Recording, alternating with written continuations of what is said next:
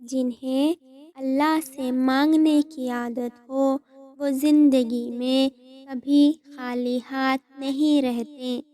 دعائیں نظر نہیں آتی لیکن ناممکن کو ممکن بنا دیتی ہے۔ بے شک میرا اللہ نزدیک بھی ہے اور دعا کو قبول کرنے والا بھی۔ اللہ کو بہت پسند ہے جب تم دنیا سے نہیں اس سے مانگتے ہو۔ جس نے بن مانگے عطا کیا وہ مانگنے پر کیوں مایوس کرے گا۔ کوئی راستہ نہیں دعا کے سوا، کوئی سنتا نہیں اللہ کے سوا۔ اور جانتے ہو دعا کیا ہے؟ اپنی ہر پریشانی اللہ کے حوالے کر کے خود بے فکر ہو جانا۔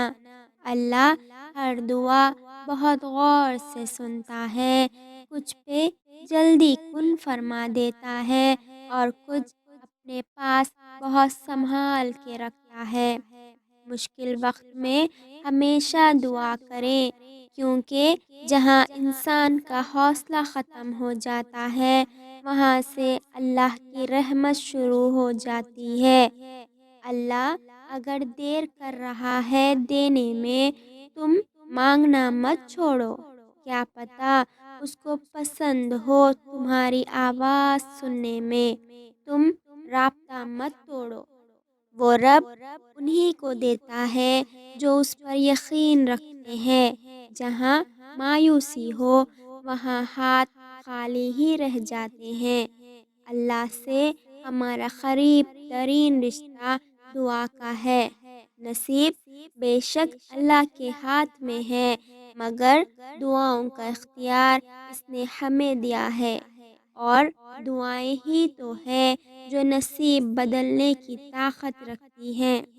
دعا مانگ کر بھی ڈرتے رہو گے تو لگے گا کہ قبول ہونے پہ یقین نہیں ہے۔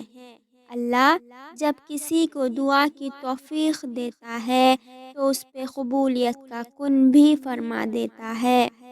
اللہ ہمیں کبھی ایسی مشکل میں نہیں ڈالتا جس سے ہم نکل نہ سکیں۔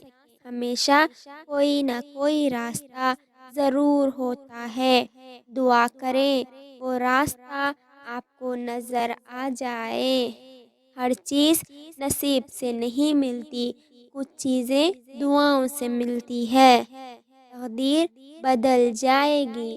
راتوں کو اٹھ کر خدا سے دعائیں مانگو تو صحیح، دل سے دعا کرو تو اللہ کیسے نہیں رکھے گا تمہارا دل۔ کبھی کبھی تقدیر کسی کی دعا کے انتظار میں ہوتی ہے۔ ایک دن وہ رب ہماری ساری دعائیں سن لے گا۔